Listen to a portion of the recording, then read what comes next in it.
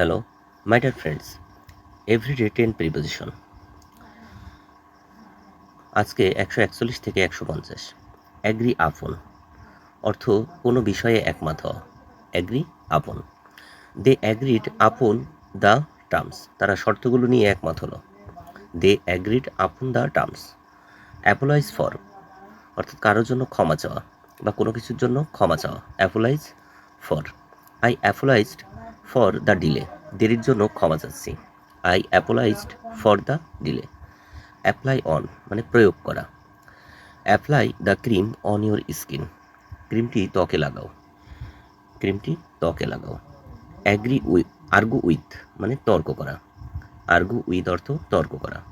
Don't argue with elders, বড়দের সাথে তর্ক করো না। অ্যারাইভ হোম বাড়ি পৌঁছানো, এটি প্রিপোজিশন ছাড়া ব্যবহার করা হয়। হি অ্যারাইভড হোম লেট, সে দেরিতে বাড়ি পৌঁছেছে। আস্ক আউট মানে ডেটের প্রস্তাব দেওয়া। He asked her out. Ask out মানে ডেটের প্রস্তাব দেওয়া। হি আস্কড হার আউট, সে তাকে ডেটে দেওয়ার প্রস্তাব দিল। ব্যাক আউট মানে পিছিয়ে আসা। ব্যাক আউট মানে পিছিয়ে আসা বা ফিরে যাওয়া।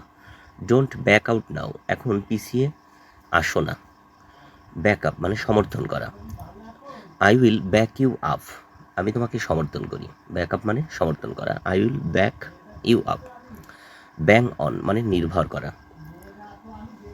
ব্যাংক অন মানে নির্ভর করা। You can bank on my help, you can bank on my help, তুমি আমার সাহায্যের উপর নির্ভর করতে পারো। বেয়ার উইথ মানে সহ্য করা। প্লিজ বেয়ার উইথ মি, আমাকে একটু সহ্য করো। প্লিজ বেয়ার উইথ মি, আমাকে একটু সহ্য করো।